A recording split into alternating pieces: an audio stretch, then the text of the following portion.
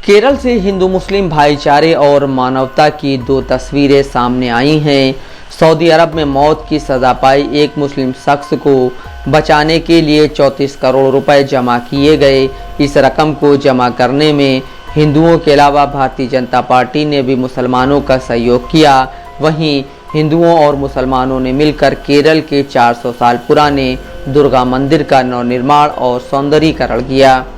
एक इंसान की जान बचाने के लिए और एक परिवार के आंसू पोंछने के लिए केरल ने मोहब्बत की एक बेहतरीन मिसाल पेश की है।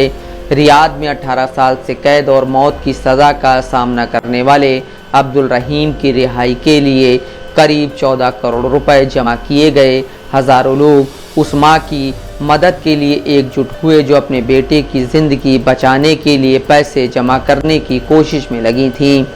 कोलकाता के अंग्रेजी अखबार द टेलीग्राफ के मुताबिक कोझिकोड के 41 साल के अब्दुल रहीम पहले ऑटो रिक्शा चलाते थे। इंडिया टुडे की वेबसाइट के मुताबिक वह 2006 में हाउस ड्राइविंग वीज़ा पर रियाद पहुंचे थे। वहां ड्राइविंग के अलावा उन्हें एक विकलांग बच्चे की निगरानी का काम मिला। एक दिन एक दुर्घटना में उस बच्चे की मौत हो गई। इस वजह से साल 2012 में उन्हें सऊदी अदालत ने मौत की सज़ा सुनाई। पिछले 18 साल से वो जेल में बंद हैं। इस दौरान केरल के मलयाली समुदाय ने उनके लिए कानूनी मदद की कोशिश शुरू की और उनके परिजनों को देत यानी ब्लड मनी पर राज़ी कर लिया। इससे पहले अब्दुल रहीम की मौत की सज़ा के खिलाफ अपील भी की गई थी, लेकिन ट्रायल कोर्ट ने 2017 और 2022 में उन्हें दी गई फांसी की सज़ा को बरकरार रखा। द टेलीग्राफ की रिपोर्ट के मुताबिक सऊदी अरब में रहने वाले केरल के व्यापारी अशरफ वेंकट ने शुक्रवार को उन्हें बताया कि कई सालों तक माफ़ी देने से इनकार करने के बाद हादसे में जान गंवाने वाले बच्चे का परिवार 2023 में 15 मिलियन रियाल की ब्लड मनी के बदले अब्दुल रहीम की जान बख्शने को तैयार हुआ। अशरफ कहते हैं, ब्लड मनी के बदले माफ़ी देने के लिए 16 अक्टूबर 2023 को परिवार ने समझौते पर हस्ताक्षर किए। इस लिखित वादे के मद्देनज़र 6 महीने के लिए फांसी के आदेश को स्थगित कर दिया गया। द हिंदुस्तान टाइम्स के मुताबिक इसकी पहल अब्दुल रहीम की रिहाई के लिए 2021 में बनी अब्दुल रहीम कानूनी एक्शन कमेटी ने की। इंडियन यूनियन मुस्लिम लीग से जुड़े केरल मुस्लिम कल्चरल सेंटर की सऊदी यूनिट के जनरल सेक्रेटरी अशरफ वेंकट हाल ही में केरल में भाजपा समेत सभी राजनीतिक दलों की मदद से चंदे के अभियान को आगे बढ़ाने के लिए कोझिकोड पहुंचे थे। वेंकट कहते हैं, रहीम की जान बचाने के लिए बनाई गई कमेटी में हिंदू मुसलमान और भाजपा समेत सभी राजनीतिक दलों के सदस्य शामिल हैं। शुक्रवार को उन्होंने कहा, हम उनकी रिहाई के लिए ज़रूरी 34 करोड़ रुपए के लक्ष्य तक पहुंच गए हैं। कृपया और पैसे ना भेजें। हमारे पास 34 करोड़ 45 लाख रुपए इकट्ठा हो गए हैं। ज़रूरत से ज़्यादा आई रकम का ऑडिट किया जाएगा और अच्छे मकसद के लिए इसका इस्तेमाल किया जाएगा।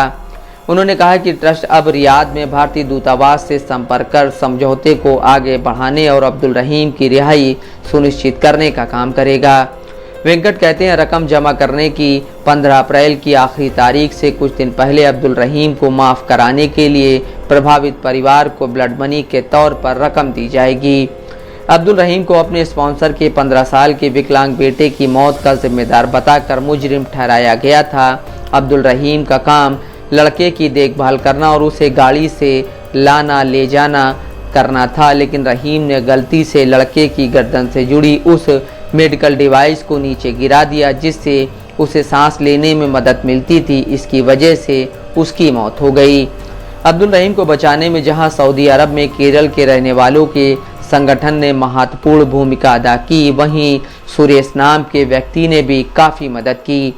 सुरेश कानूनी सहायता कमेटी के अध्यक्ष हैं। उन्होंने 3 मार्च को कोझिकोड में सेफ अब्दुल रहीम मोबाइल ऐप लॉन्च किया। 34 करोड़ रुपए जमा करने की मुहिम में उस समय से तेजी आई जब व्यापारी और ब्लॉगर्स इसके प्रचार प्रसार में शामिल हुए। द टेलीग्राफ के मुताबिक अब्दुल रहीम की मां पथुम्मा ने कहा कि अपनी खुशी को बयान करने के लिए उनके पास शब्द नहीं हैं। उन्होंने पत्रकारों से बात करते हुए कहा, यहाँ के लोगों की मदद से इतनी जल्दी इतनी बड़ी रकम जमा हो सकी, मैं सभी का शुक्रिया अदा करती हूँ। इस बारे में अशरफ वेंकट ने कहा कि रियाद में भारतीय दूतावास को रकम भेजने का काम शुरू हो गया है। रकम एक वक्फ और अदालत की निगरानी वाले बैंक खाते में भेजी जाएगी। वेंकट ने कहा कि रकम ट्रांसफ़र करने के बाद हम अब्दुल रहीम की रिहाई की उम्मीद कर सकते हैं, हालांकि हम नहीं जानते कि इसमें और कितना वक्त लगेगा। Mohammad Asim Siddiqui, Dastak live news.